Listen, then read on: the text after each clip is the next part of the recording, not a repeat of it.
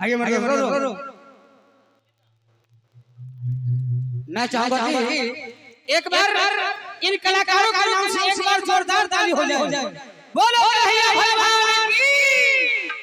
आइए मेरे दोस्तों, हम तमाम कलाकार जितने भी कामना है एक से बढ़कर एक मॉडल आप सभी के समझ आ चुकी हैं।